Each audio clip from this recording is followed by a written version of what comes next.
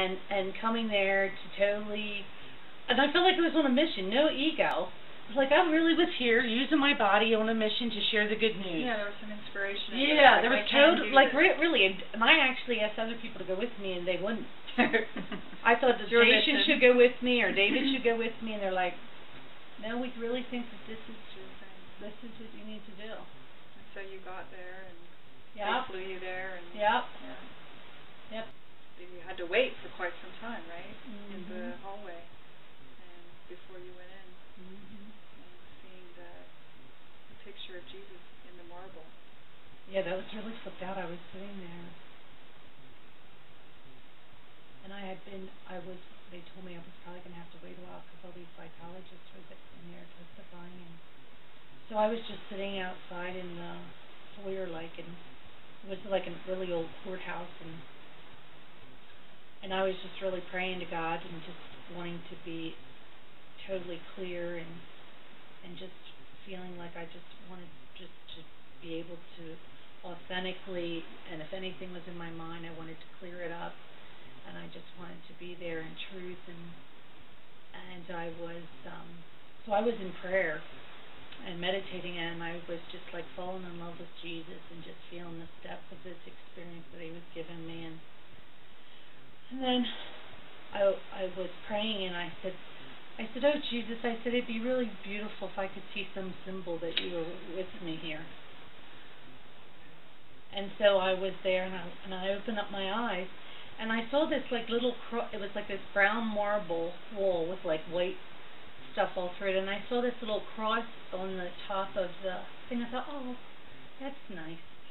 And then all of a sudden my eyes shifted down the wall, and all of a sudden this huge image of Jesus just completely appeared in the marble.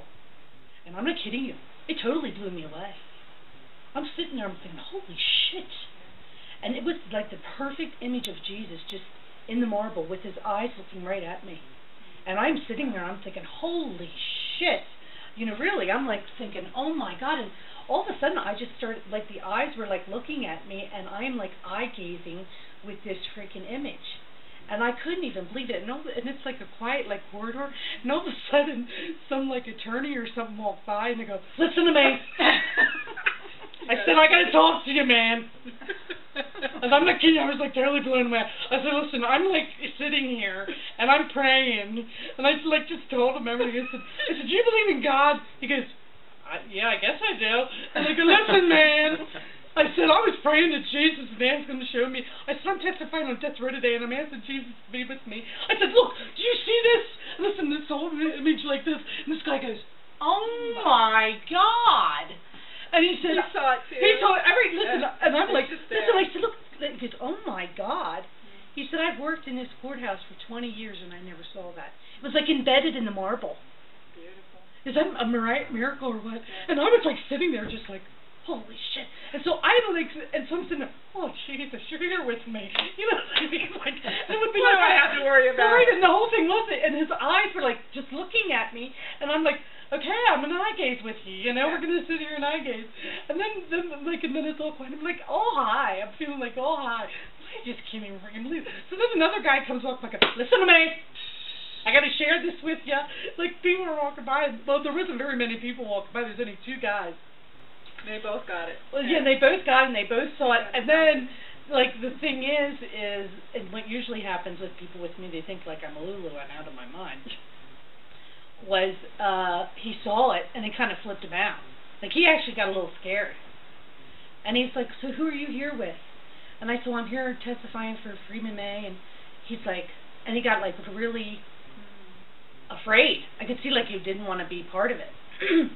And then it was, listen, I sat there for 8 hours in that room, in that area with Jesus. And it was funny, I found those 2 guys later on in this office talking, and I think they were talking about me, because and I thought, I'm here with Jesus, man. Yeah. So it was a beautiful gift. Yeah. It's a great sign.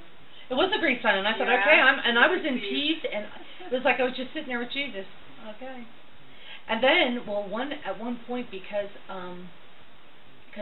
this gentleman is on death row, they brought him out of this elevator and the courthouse was like, the courtroom was like right here, and this elevator was there, and they took the guy that was on death row into the elevator, and it was the most powerful thing because he knew that I was there, and we never really looked at each other or did anything.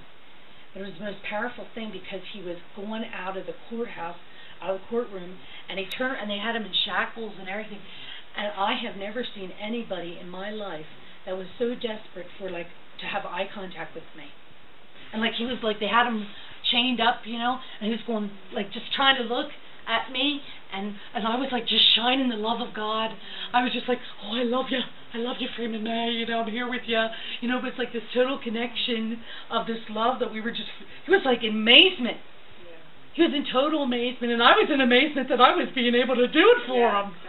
Exactly. I was oh my God, it's a gift from God, man. And he's oh, he was totally receiving it. Yeah. And so then you got into the courtroom, they called you in. Yeah.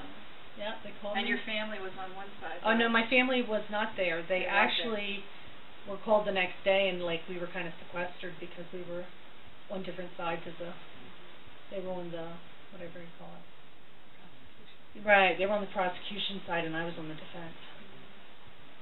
And so when you walked into the courtroom, as one of the courtrooms are, and you were feeling all inspired because of the time that you had spent with Jesus in the hallway, and you did have a look at Freeman May before you went into the courtroom, so you had that exchange. Mm-hmm. And then there you were. Yep, and I just I didn't really feel I really felt like I didn't really have anything, I just thought I would be asked. Right. If they asked me, then I'll say what I need to say. It wasn't anything that I needed to do, but they just asked me how my life has changed through this, and what has happened in my life since the time that that this had happened, and and how did I feel about Freeman May. And it was the most beautiful thing because I looked right in his eyes and I said, Freeman May, I said, I completely forgive you. And I said, and I am here to represent God who sent me to tell you of your perfect innocence. And I said, and I am here. I said, we are one. I was it was this whole thing, and he was totally in amazement. And then they were trying to sustain me or something. Objection. Not sustain. Whatever. I don't know what they were trying to do to me, but I was okay, I'll stop. But I have, I'm going to say what I have to say. But didn't the judge say no? I want to hear her. Well, what happened was because they told me that the prosecution probably won't even ask me any questions because it'll look bad for them. They'll rest their case. They never badger the victim. I'm a victim.